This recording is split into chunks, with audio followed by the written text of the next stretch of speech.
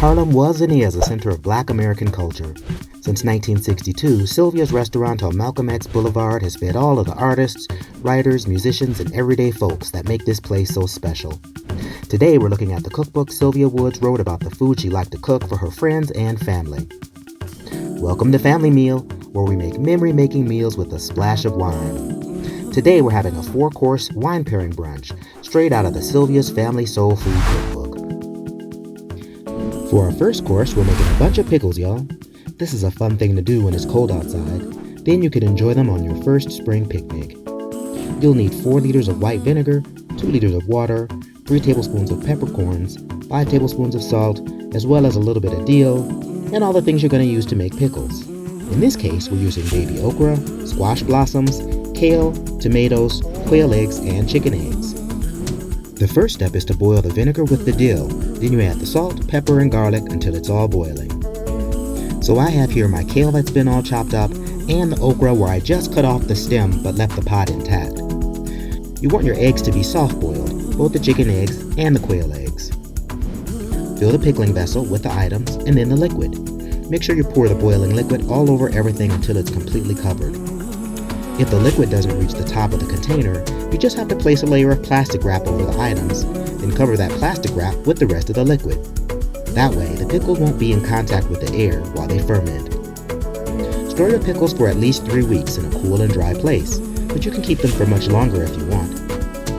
Today I'm serving these pickles with toast, but they'd be nice as a Bloody Mary garnish, chopped up as a relish in egg salad or potato salad, or as a classy sandwich topping, or even as a counterpoint to mac and cheese. It's super common and super tasty to serve salty snacks with sparkling wine, so for this course we have 2 wine options: Dubois Vino Blanco Espumoso, non-vintage from Mexico, and Rocca dei Forte Brut, non-vintage also from Italy. They're both fresh with snappy acid. That'll match the pickles. Serve both of these very cold. The Dubois Blanco Espumoso is made from the Ugni Blanc grape, also known as Trebbiano. This is the grape used in cognac and has been used in wine since Roman times. The Rocca dei Forte is from La Marche in central Italy, along the Adriatic Sea. This area is also known for the Trebbiano grape.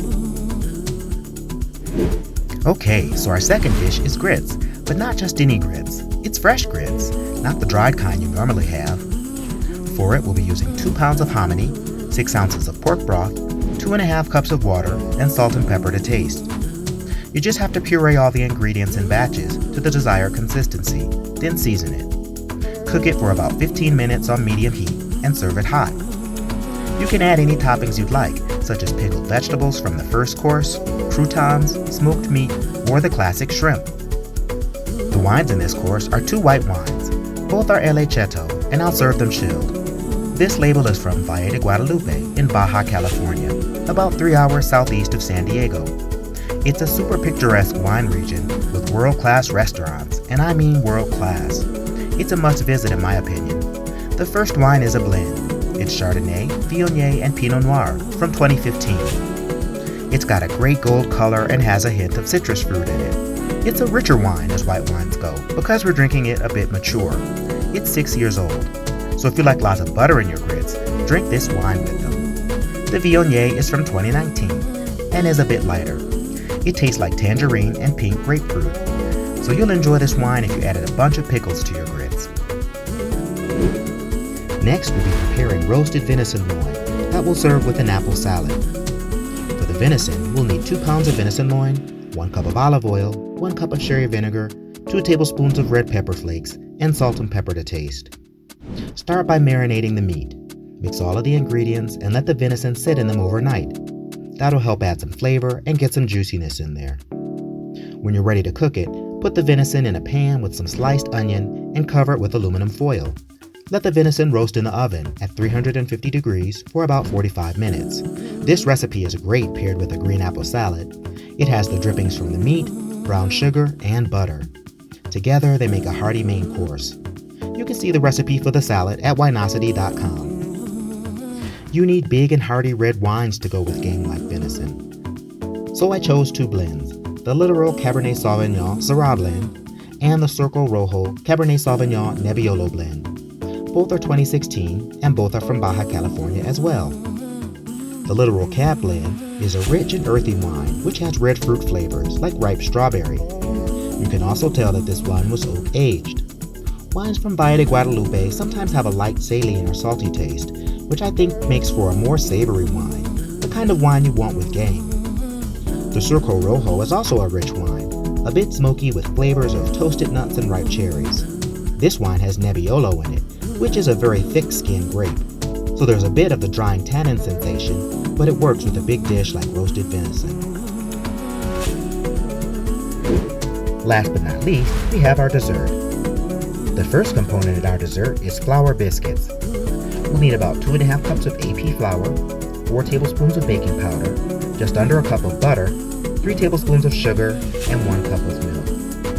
The first step is to combine all the dry ingredients. Then we'll grate the frozen butter into the dry ingredients. It's okay if it's a bit chunky, but make sure the chunks are evenly distributed. Now add the milk to start making a dough. The dough should look like this. Get it to about 3/4 of an inch thick and cut the biscuits to the size you want. I'm using a glass to make mine. Put the biscuits in an oiled pan and bake them at 400 for about 25 minutes. We'll serve the biscuits with 2 toppings. First, we'll make an apple preserves. Dice up your Granny Smith apples. The tartness will be great in this dish. We'll mix most of the apples with some rosemary, sugar, and chili flakes. Reserve about 1/4 of the apples to have some fresh apples to serve with the dessert. Let the apple mix simmer until all the apples are soft and turn into a chunky sauce. This preserves can be served hot, room temp, or chilled, but I'm going to serve it hot. The other topping for the biscuits is a Parmesan cream or mousse. Heat the canola oil in your pan. Then add the sugar and the white wine. Let that cook on medium heat until the wine has almost completely evaporated. You just want the wine flavor. Add heavy cream and the grated cheese to the pot, and stir it until the cheese completely melts. Add just a bit of salt too. At the end, add some rosemary and let it steep in there for just a few minutes. Strain the mousse to be sure there are no clumps. Put this in the fridge to cool all the way down. Then you can whip it until it's stiff. It won't be as fluffy as whipped cream, it'll be richer and thicker. Now we can put everything together. You can serve the biscuits a bit warm with the warm preserves, chilled cream, and a few fresh dices of Granny Smith for good measure. Maybe these are components you've had before, but have you ever had them together? My friend called this a first-class dessert. We have 2 sweet wines to go with this dessert. Zuccardi Torrontés Tardio 2017 and Casa Madero Cosecha Tardia 2020. These are both Tardio, or late harvest wines, which means the grapes were picked after frozen, but only the water freezes. The sugar and the grape flesh doesn't freeze, so it's easier to get a more concentrated and sweeter juice. Torrontés is one of my favorite grapes. Most of the ones you'll find are from Argentina, especially Mendoza. That's where this one is from. It makes a very floral wine, which I love. This sweet version is fruity with a hint of honey and chamomile. On the other hand, we have the Casa Madero, which is mostly Semillon. This is the same grape that's used to make Sauterne, another sweet wine. So this grape is great as a dessert wine. This wine is from Coahuila State, along the border with Texas. It has tropical fruit flavors like passion fruit and pineapple, but you'll also get a bit of honey. This is the food that powered an amazing career and an amazing life. Sylvia's family cookbook is about a food pioneer's journey from her childhood in Hemingway, South Carolina, to her life in New York City, where she opened Sylvia's, a now world-famous restaurant.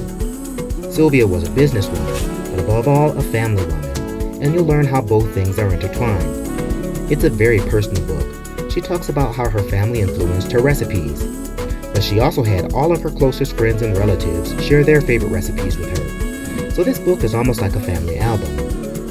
Even though Sylvia passed away in 2012, Sylvia's is still open and run by the Woods family.